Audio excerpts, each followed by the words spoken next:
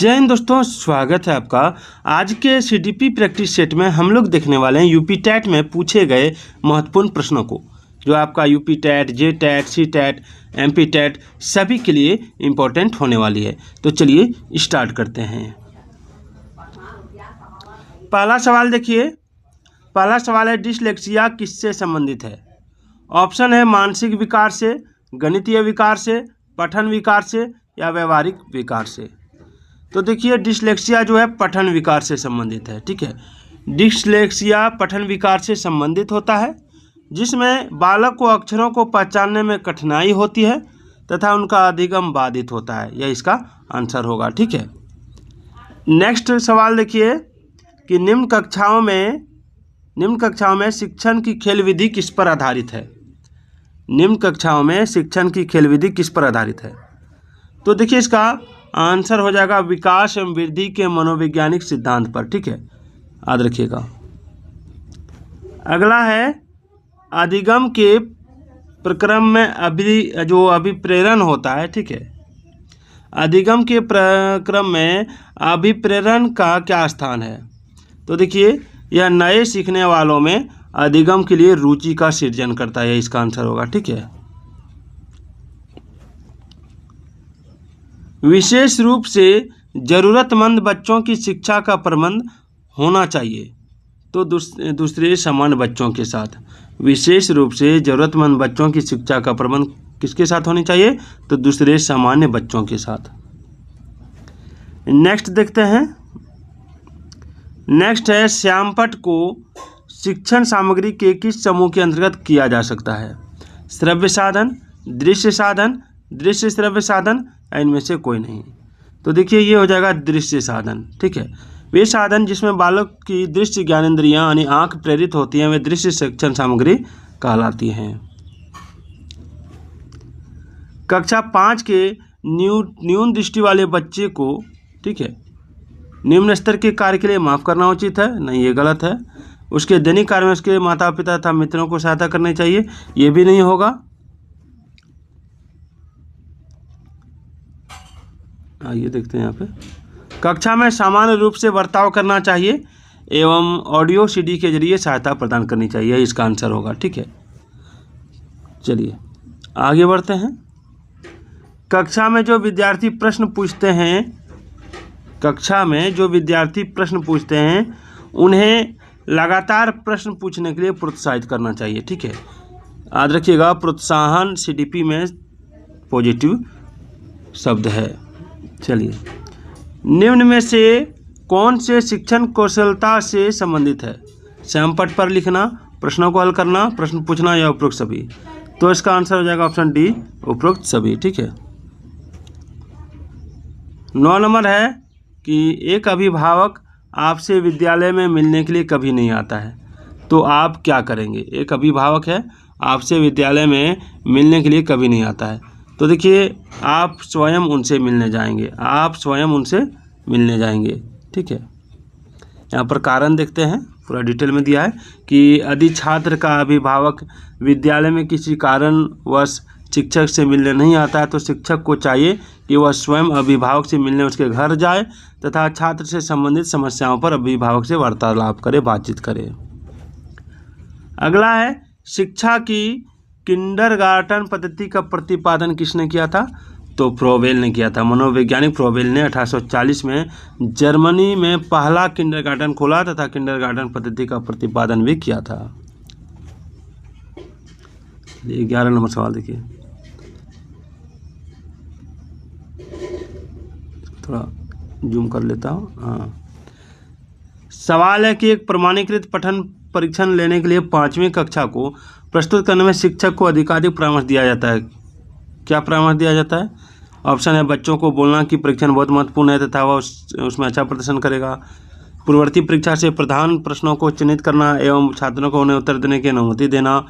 निम्न कोटि के पाठकों को प्रशिक्षण देना ताकि कक्षा के शेष बच्चे किसी भी तरीके से अच्छा करें। ये तीनों में से कोई आंसर नहीं होगा। इसका आंसर हो जाएगा ऑप्शन डी। ठीक है, ये इसका आंसर हो जाएगा। ऑप्शन में क्या है कि परीक्षण में आने वाले समान प्रकार के प्रश्नों के उत्तर देने के लिए छात्रों को अभ्यास कराना, ये है। ठीक है, चलिए, बचपन का सांप्रतिक दृष्टिकोण की मान्यता क्या है? तो देखिए, बचपन का सांप्रतिक दृष्टिकोण की मान्यता है बचपन वृद्धि एवं परिवर्तन का एक अनूठी अवधि है। ठीक है, आप देखते हैं कि छात्र बुद्धिमान है। ठीक है, क्या देखते हैं कि छात्र बुद्धिमान है, तो आप क्या कीजिएगा? तो देखिए, जब देखेंगे छात्र बुद्धिमान है तो वह जैसे अधिक प्रगति कर सके उस तरह से उसे अनुप्रेरित करेंगे। ठीक है,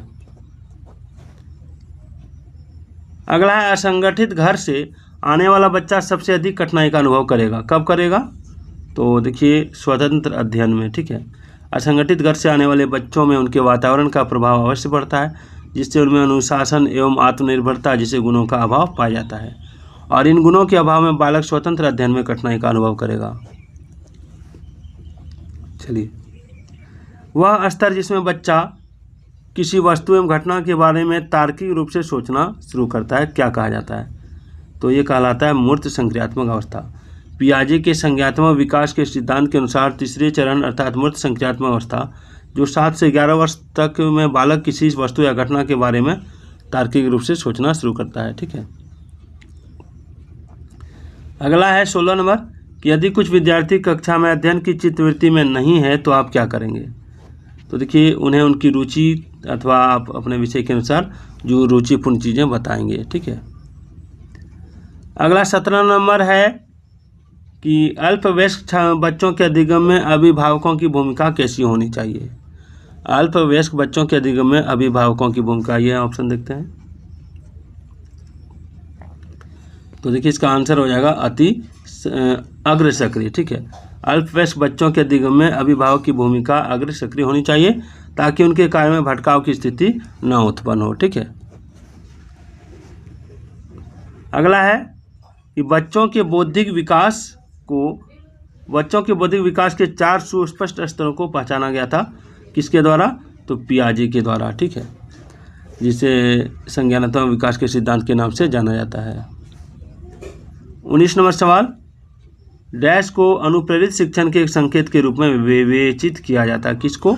तो विद्यार्थियों द्वारा प्रश्न पूछना। शिक्षण प्रभावशाली एवं सजीव तब होता है जब कक्षा में समय समय पर शिक्षक छात्र वार्तालाप हो तथा छात्रों द्वारा कक्षा में प्रश्न पूछा जा रहा हो। बच्चों के संज्ञानात्मक विकास को सबसे अच्छे तरीके से कहाँ परिभाषित किया जा सकता है? तो विद्यालय एवं कक्षा में। बच्चों के संज्ञानात्मक विकास को मापने एवं परिभाषित करने का सर्वाधिक उपयुक्त विधि परीक्षा प्रणाली है, जिसमें बच्चों के संज्ञानात्मक विकास स्तर को जाना जा सकता है तथा इसके लिए विद्यालय सबसे उपयुक्त स्थान होता है, जहाँ बच्चे स्वतंत्र एवं अनुशासित रूप से अपनी अभिव्यक्ति दे सकते हैं। आगे, विद्यार्थियों को विद्यालय में खेलना क्यों उचित है?